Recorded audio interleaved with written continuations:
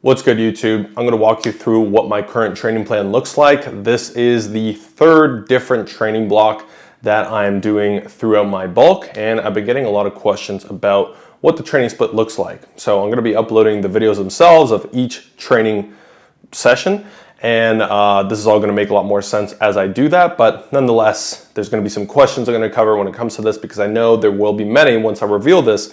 Some people are probably going to have a meltdown based on just the way things are on the internet these days, which I will explain. So to maximize muscle growth, this is my current training split. First, let's start with the goal. Currently, I'm about 207.6-ish pounds on average. I'm trying to get up to 212 at the moment. So I started this way back at 196 and now just about 10 pounds gained.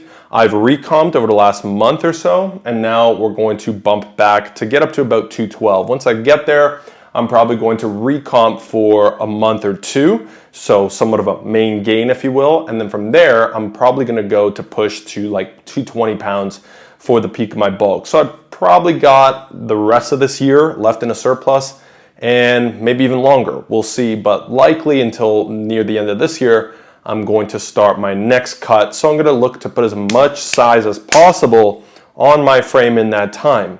And this split is probably going to be the majority of the remainder of this bulk, okay? Because it's working very well for me. Let's go ahead and break it down shortly after I talk about the focus. Arms, you can probably see the focus from there, no? Arms, chest, delts. Actually, it's arms, delts, chest in that order. So at the beginning of the bulk, my chest was the main point. Now, chest has increased a little bit. So have the arms and the delts, but I want to emphasize my arms a little bit more, and then my delts, and then probably as my arms start to catch up, I'm going to emphasize delts a little bit more. But anyways, this is the level of priority at the moment, and you're going to see that in my split in a moment. Next, this is higher volumes and frequencies. Obviously, if you want to be able to manage higher volumes, you need to do things more frequently. You need to hit each body part at least twice a week, typically.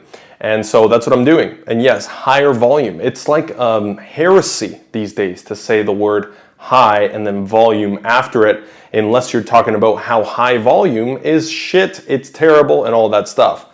If you believe that, you have been duped. You've been misled. And I'm going to cover exactly why that is in a little bit more detail. But first, let's walk through the actual split so you can have a meltdown first. For those of you out there scared of high volume, brace yourselves. This is a warning.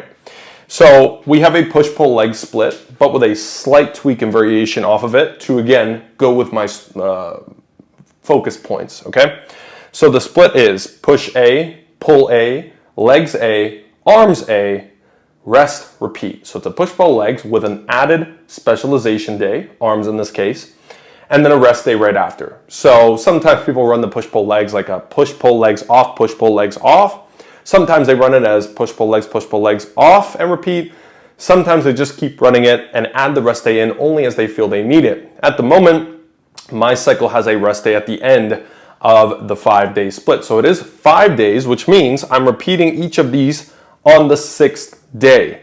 So technically speaking, in a span of 7 days, a week as we know it, you're hitting each of these workouts twice, in the sense that I'm hitting pull 2 times within 7 days.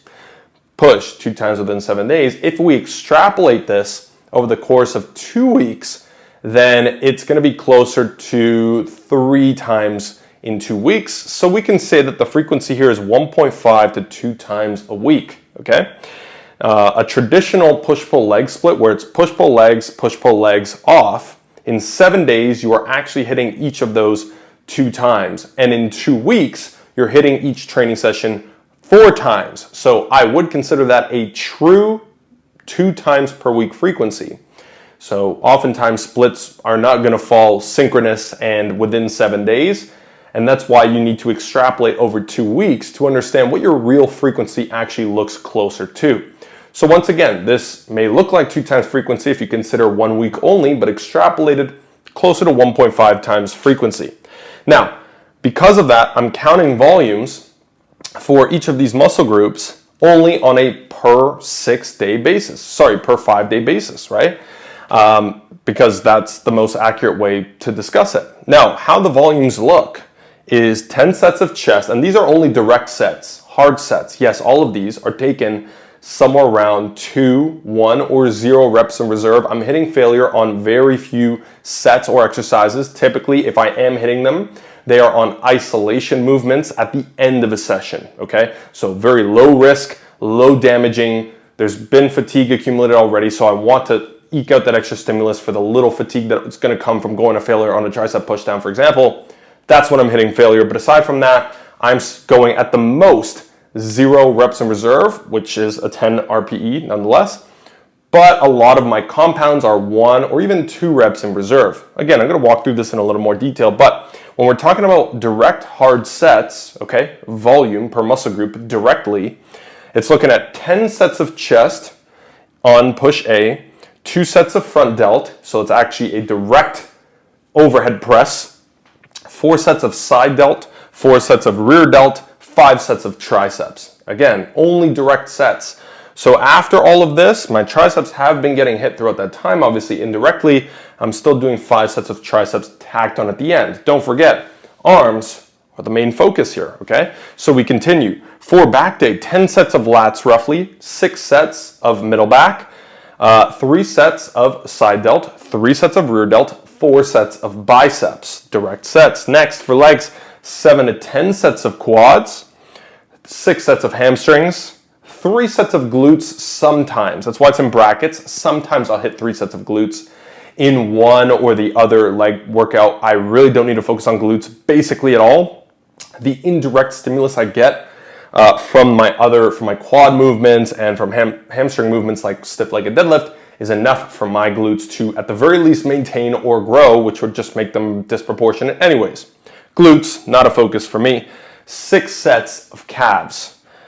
To finish it off, we have a dedicated arm day. So all of this indirect work plus a direct work of both triceps and biceps, we have an arm day. And yes, that's 11 sets of biceps, 11 sets of triceps, 4 sets of forearms, and the odd time I sprinkle in 2 sets of ab work, direct ab work, okay? So you can sort of tally these up if you'd like. I've already done it for you though, luckily. And it's 10 of chest, 2 of front delt, 7 of side delt, 7 of rear delt. This is every 5 days.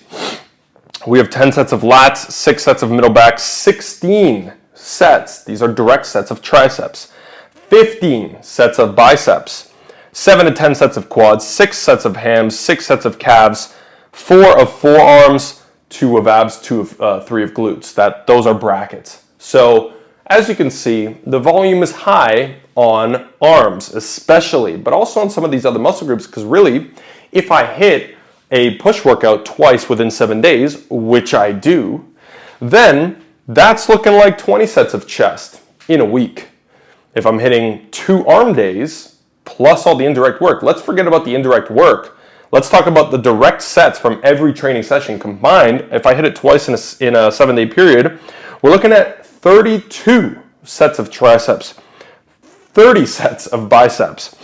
And I know the meltdown's happening. I know that it's like, but you're not training hard enough. Oh, let me see your form. Oh, this is steroid level volume. Oh, I thought you knew what you were doing. All these meltdowns from NPCs that don't understand how this works, which I'm here to do and help you hopefully understand it better.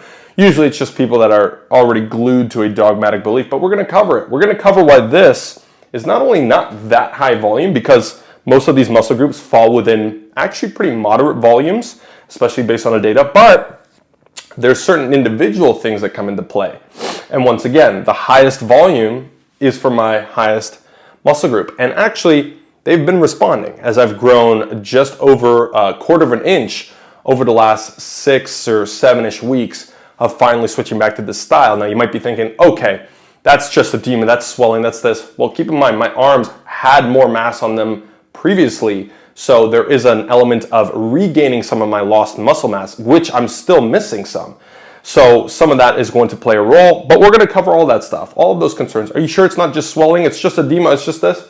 We're going to cover that, all right? So this is what the total volume looks like. I'm going to 0 to 2 reps in reserve on basically all exercises, fail on small movements, like on my triceps at the end. On my biceps at the end, I'm hitting very close to failure. And 1.5 to 3.5 minutes of rest, basically across the board. So again, coming to the end of the training session, it's going to be closer to 90 seconds of rest times on these smaller movements that don't generate all that much fatigue, even when going to failure. And on these big compounds, even when I'm not going to failure, I am resting closer to 3 minutes on those because I want to keep my performance as high as possible on subsequent sets, okay? So this is the training split at the moment. Now, you might be thinking all those things that I've already mentioned, all those questions, all those, no, this can't be right. I mean, this day and age, it's completely unreasonable for somebody to be doing this, right? Okay? Well, here's the problem for you, not for me. Here's the good thing for me. My recovery is way better than when I did much less volume on prior mesocycles throughout this bulk, much less volume at a higher intensity. So I was taking most sets to 0 RIR. And by the way, I have a whole video breaking down why this low volume approach didn't work for me. So you can go ahead and check that out for more detail on why that is and why I've switched back to this style of training. I'm going to cover a little bit of that shortly, but the point is I'm recovering way better. So that's a good thing. Or are you going to tell me that, oh, I'm recovering way better because why? The argument is that this is inefficient because it's too much fatigue to recover from for less stimulus. So I'm recovering better, so clearly it's not too much fatigue. It's less fatigue than before with less sets and higher intensity. Progress in the gym, performance is even better. So I just actually finished my push workout at Sky Fitness, which is one of the 2 gyms I go to currently. And I absolutely dummied. I've been actually progressively overloading on multiple sets of multiple exercises every single week since coming back to this style of training. And today was no exception. Keep in mind, my weight has stayed roughly the same throughout this entire time. My body composition has improved, so I've clearly built muscle and lost some body fat in the process, most of which was regained. But check this out. So I'm 207.4 pounds. My incline bench, I went from a I went from a touch and go to a slight pause with a closer grip, which should put you in a slightly less strong position, in a weaker position. I hit all my numbers and even improved on some of them over the last week. On flat dumbbell press, my top set last week was 90 by 6 RIR 1. I hit 90 by 8 RIR 1. And my last set last week was 80. I was gassing out. I hit 80 by 6. Sorry, I hit 80 by 7. I'm looking at the wrong numbers here. I hit 80 by 7 at 1 RIR. I hit 80 by 10 at 1 RIR today. So that's 3 reps gain on the last working set of flat dumbbell. That's 2 reps gain on the first working set. After improving on all the sets prior on the incline dumbbell press, I had a bit of a pec strain that I seem to have developed prior that is healing as I'm improving here.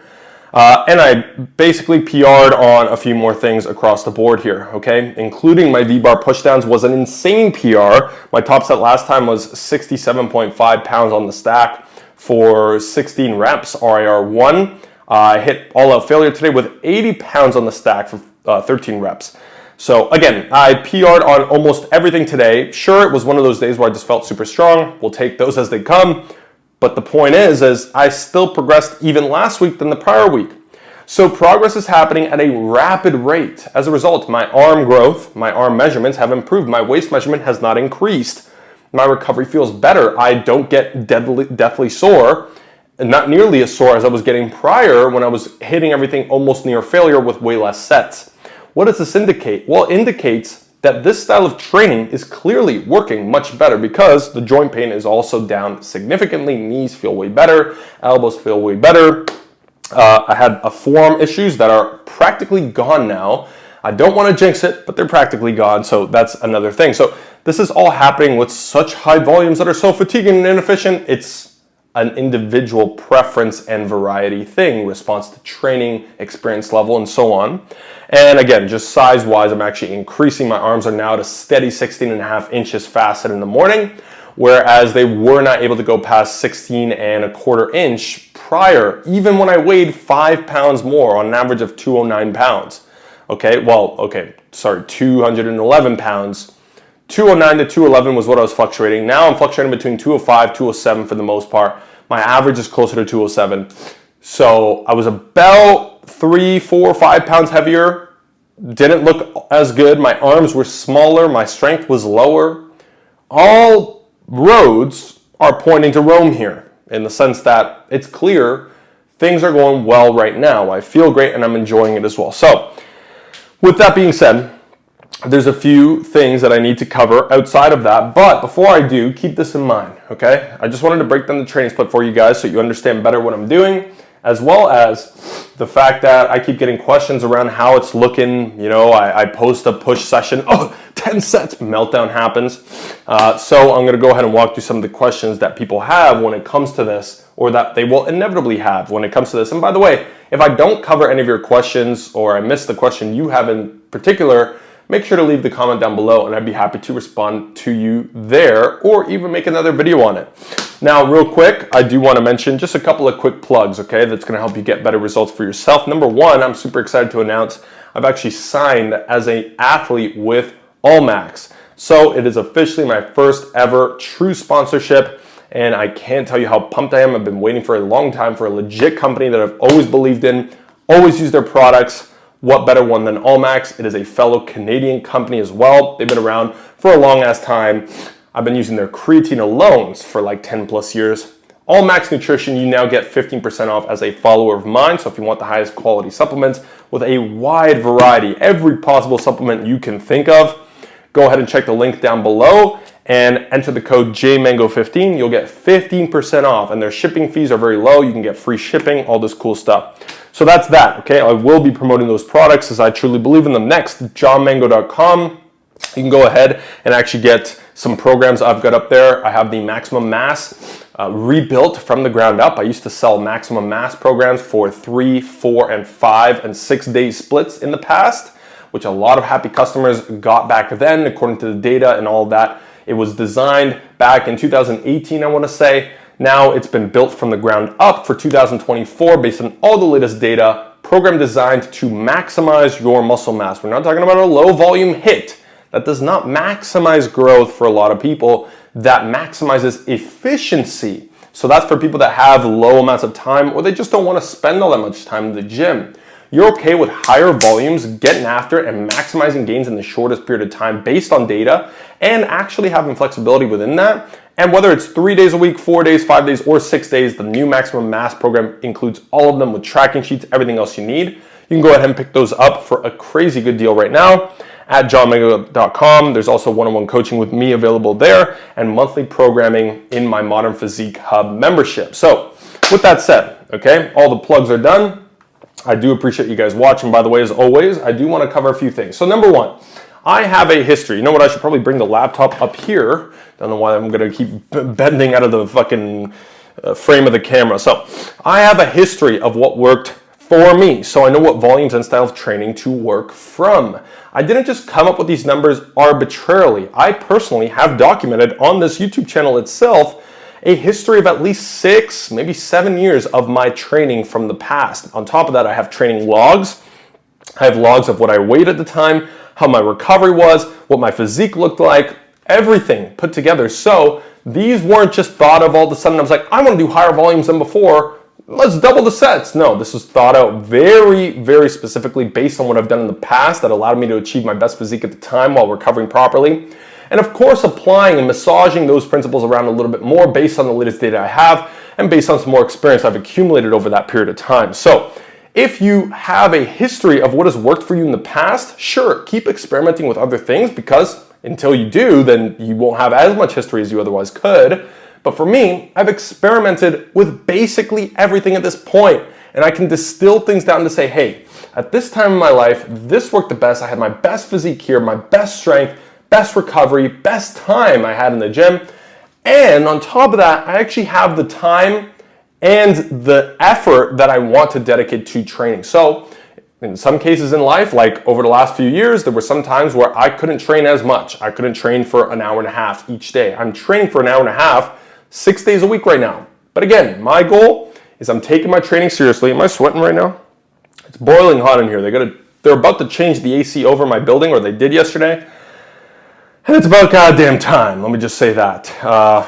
Anyways, Canada's supposed to be freezing cold, but sometimes you get in this weird intermediate situation where you're actually just too hot to even fall asleep in your own goddamn house. So yeah, hopefully that's going to be fixed. I am sweating quite a bit.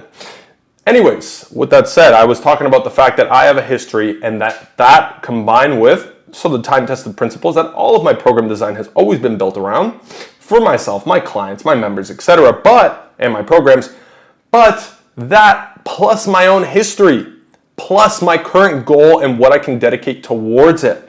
There were times over the last couple of years, my goal was not to maximize muscle growth. My goal was to maintain the physique that I had for several of those months. And so I could get away with much lower volumes than what I'm doing now. Even before I tried the objectively lower HIIT style of training for the last year. Before that, I started doing lower volumes. And there was a period at one point there, I was doing higher volumes than I am now, okay? But I wasn't recovering all that well from that. So again, I have that history to understand it. If you have the history, don't ignore the history of what works best for you and build off that with the data we have, the time-tested principles, and so on. Next, will I be taking deloads and when? Currently, I'm probably gonna take them every 12 weeks. However, I'm not gonna be doing that because I feel I need to or because I'm constantly scaling volume up to a point where I just stop recovering. That is known as volume load progression, which is absolutely a viable method if you want to maximize growth to figure out where that point is for you to maximize gains without just doing a ton of junk volume, okay? Which is the point where I'm finding myself at currently. And so for that reason, I don't currently see the need to increase my volume load over time. And so I could probably realistically, as long as I stay in the surplus, keep up with this volume for a very long period of time and only adjust as my goals adjust, right? I'm like, you know what, arms have finally picked back up, chest is a little bit more, or you know, whatever. I want to work on my delts a little bit more. I want to work on my hamstrings, who knows, right? Calves, etc. But until that point, the reason I'm going to take the deload every 12 weeks is just for good measure. It's just for good measure. It's just to give the body a break, as I believe it makes sense to do so at some point. You want to give the joints a break because the nature of lifting weights, whether it's high volume, low volume, failure, non-failure, etc., it will take some wear and tear on your joints. It's best to, you're not going to lose any gains. You go in for a deload, you just lift a little bit lighter that week, you give your body, you dissipate some of the fatigue, you reveal the fitness to its maximum potential, and you crank it for another 12 weeks. I think that no deloads at all ever may not make a lot of sense. I'm personally more of a fan of auto-regulating deloads. However, if you want to auto-regulate deloads and you have a problem like I do in that I force myself and push myself too hard too often. So if I barely slept last night and I go in, I'm like, I shouldn't train too hard. I have a problem that I train too hard every time. And I know that there's a lot of people out there like that. And so what I'm doing to, my auto-regulation, it's not going to be that good when it comes to deloading. I just know, and I have a history, because I have my history of actually doing this, that I push too hard when I shouldn't. It leads to injuries, it leads to wear and tear. So I'm forcing myself to take a deload, but I'm doing it every 12 weeks, which is far more realistic than, let's say, what a lot of people have every 5 or 6 weeks. I personally don't see the need to do that unless obviously some sort of emergency occurs, okay? Next, isn't the growth just edema and swelling? No, your body adapts to, so this influx of edema and swelling occurs essentially similar to or even part of the repeated bout effect. Don't quote me on the part of repeated bout effect, but it's a response to a higher stimulus of training. So if you suddenly increase volumes, right, and you increase the amount of work that you're doing in a single session, and especially over multiple sessions, multiple weeks, yes, your body's going to swell. It's going to create more muscle damage. It's going to have a response very rapidly, which will lead to swelling of the muscles for sure, tons of inflammation, etc. However, the good news is your body, similar to a repeated bout effect, in fact, like I said, it's probably similar, it's probably mixed into that, your body adapts to this extra training stimulus and you will be fine, and this whole edema and swelling will be flushed out, not only, especially at the very least after a couple of weeks, but for some people even just a few days, 72 hours, you could see that edema gone from that muscle group. And once again, like the repeated bout effect, you're not susceptible to massive fluctuations of inflammation any further. So the measurements I took not even a week ago today, so maybe 5 days ago, 4 days ago, I took the measurements. I don't have any excess edema or swelling whatsoever. It was taken fasted, it was taken on a rest day, etc. There is likely none of that to worry about, okay? So that's a big one. People always, when you have a bias, you're going to look for every little reason for why your bias is correct. Keep that in mind. Next, how many sets per week should you do? I thought you said 3 to 10 sets per week. Yes, I did say that, and I made a clarification on that in my last video that 3 to 10 sets, 0 to 2 reps in reserve makes the most sense for people that need to dial in their training or have never even dialed in their training, right? Or complete beginners. All makes total sense. For some people, staying within the 3 to 10 sets per week, obviously when I say 3 to 10, there's a big disparity. You're going to do it according to your priorities. The higher priorities will take closer to 10, maybe slightly over. The lower priorities closer to 3, maybe slightly under or over, etc. That's the general range, 0 to 2 reps in reserve, meaning hitting failure on some of those as well. And from there, you can gauge and you can build off of that, okay? And basically, you can start gathering data and learn your history of what works. But if you dogmatically stick to only 3 to 10 sets per week, you notice in every video, I still always say 3 to 10 sets per week, 0 to 2 reps in reserve makes the most sense for people that haven't dialed in their training yet and want to get a good baseline to build from.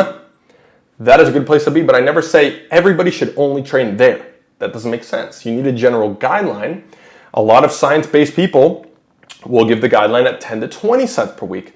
But there's so many variables involved. I want to lock those variables down and just make it as simple for people to start conservative and build up from there. And then eventually you might get to the point where I'm at. But keep in mind, I've been doing this for a very long time. I wish I started with 3 to 10 sets per week at 0 to 2 reps in reserve. I started with 50 sets per week and I had to go through a million injuries in the meantime. And I had to spend 3.5-hour gym sessions 7 days a week to learn that it wasn't necessary. You understand? And I'm going to go a little bit further on what I just mentioned because people look at this and say, well, is this not steroid level volume, right? Or am I just not training hard enough? Why does everybody believe that 10 sets is somehow worse? I don't know why I'm putting this down. Everybody believes 10 sets or more than 10 sets per week is just bad. It's not necessary. Oh, I see it all the time. On TikTok, there are a lot of influencers that come out, even commenting my videos, making those claims. They say, look, I don't see the need for anybody ever to do more than 10 sets per week. And that is where the problem lies, because now all the followers of that person will start to believe them because they outsource their thinking to them. And that person makes absolute statements like that that are only relative to them, maybe. And now they just get everybody else to follow their style of training. Or there's a lot of influencers out there that claim you should only do 4 to 6 sets per week max. Those people are not training to maximize muscle growth. They're training because they're just trying to maintain their muscle growth, and they like the fact that, oh my God, I could just maintain my growth with this and just train to failure every set, and then they purport it to everybody else. Sure, you can make gains off that, for sure, and some people will actually see the best gains of their life between 3 to 10 sets per week. And they'll never have to go, they might try going up, as you should try experimenting, and realize, holy shit, this is too much, it's not working for me, progress is going backwards. But listen, the data so far, all based on volume, going to or close to failure, is showing that more than 10 sets a week is not only not bad, it's very possible, and it's probably best for a lot of people out there. It's just the reality. But how do you get there first? You can't just jump straight there because you probably don't have the right technique per set to even identify what a good set is for you. Or as sets improve and you get more stimulus, you milk more stimulus out of every set, now your volume parameters change. Because back when I was doing 3.5-hour workouts and I was doing 40 sets in a single session, my sets were poor stimulus. There's a lot of swinging, there's a lot of bouncing, there's a lot of bullshit, there's less weight, etc. So there was less stimulus per set. The sets I required were more just to get maybe the same result as this. Okay? So people promoting lower volumes speak in absolutes. That's a huge problem. People in higher volumes do the same sometimes. It's sexy, it's simple, it's dumbed down, and it's polarizing. People love it, okay? But obviously there's a bunch of problems with that. Now, low volumes do work fine. I'm trying to maximize my growth personally, and I have the time. I've mentioned this already. I do have the time to spend doing this. If you truly love the gym, and again, you're like me, you like pushing yourself very hard because, oh, you're not training hard enough. I'd love to see your workout. I train much harder than most people out there. And how do I know this? Because the history of me working out with I can't tell you how many people I've worked out with, okay? Competitors, plenty of times, with better physiques than me. And they're on the verge of throwing up. They never come back for another workout again with me, ever.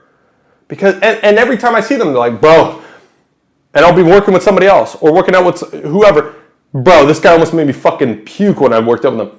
It's this weird thing that I have, okay? This isn't a brag. I don't think it's a good I do love my rest days. I know that I need them, especially since it's been a long time that I've been lifting. But nonetheless, for me, this works the best because I want the fastest gains possible. I'm not talking about the fastest gains in the less amount of time.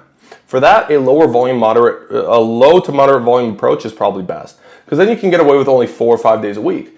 But a higher volume, high frequency split, especially for me for the upper body, okay, because actually my lower body doesn't have a lot of volume, okay?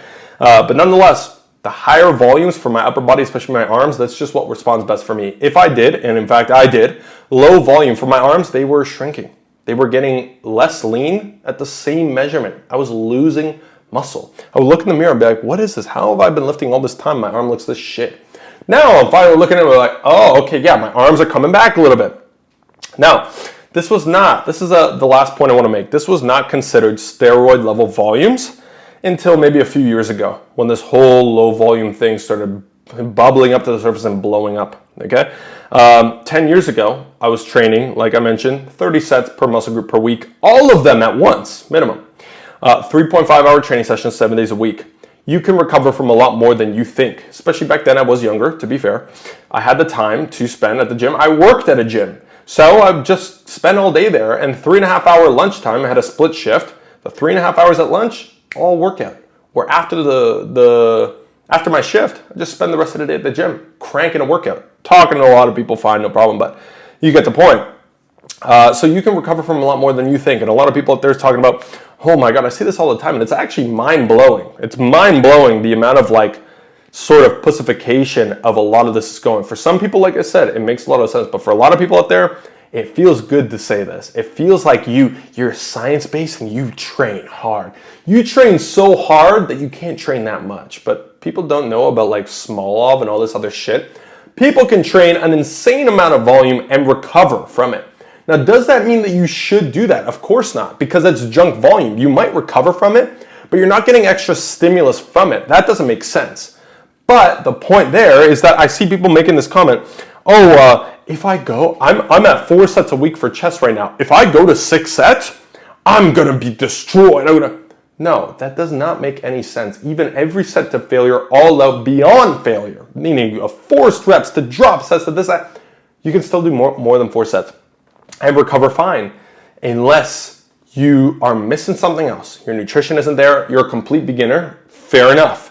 You're a complete beginner, you're executing things properly still, 4 sets is going to be more than enough, and you'll get really sore and tons of muscle damage, like going to failure does cause a lot of muscle damage, etc.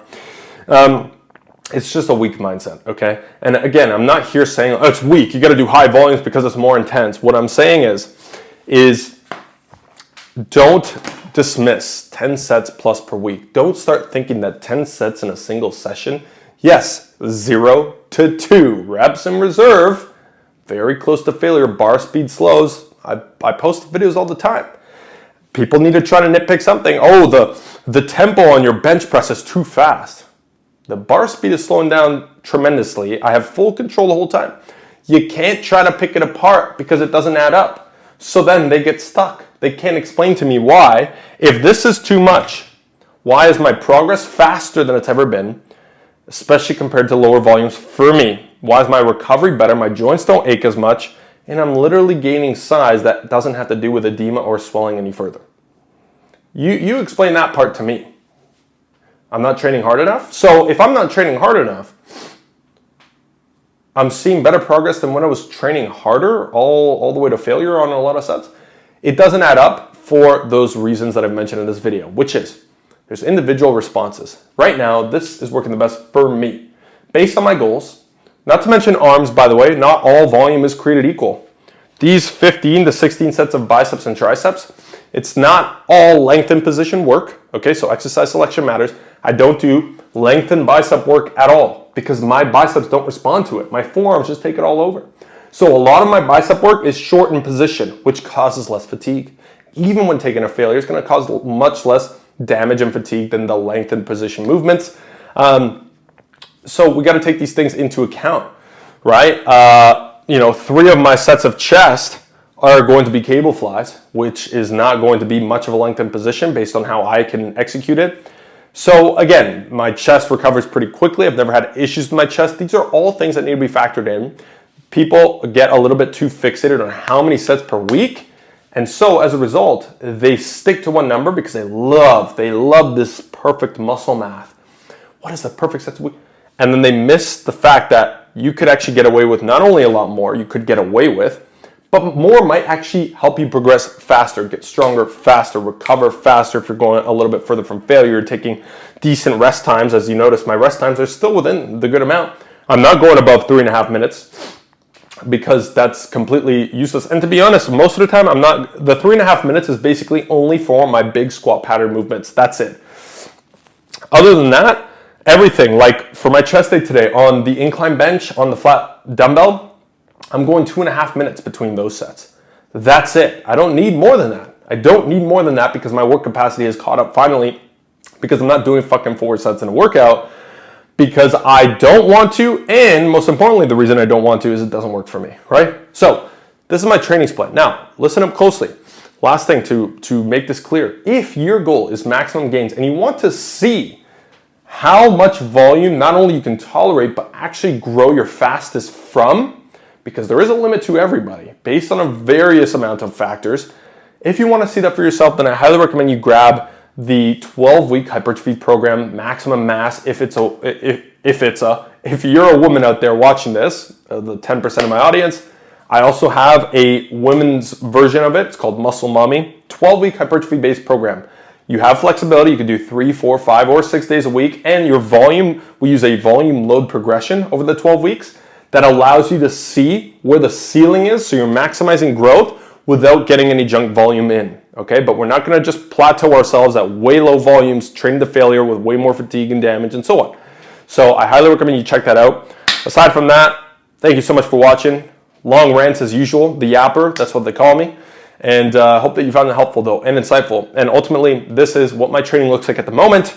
I'm gonna be dropping more videos showing each of the workouts. I do have those filmed. So I'll walk you through more of them. I just uploaded a chest day. So one of my chest days that tackles a lot of this, except for the front delt movement. I just added that in recently. You notice, you tweak as weeks go by. You add a couple here, you take some away there, you swap some exercises here, etc. So I'm gonna be dropping all of my training sessions for this current split on the workout, on the channel itself. And yeah, if you have any questions, let me know. As always, appreciate you for watching. I'll see you in the next one. I'm out.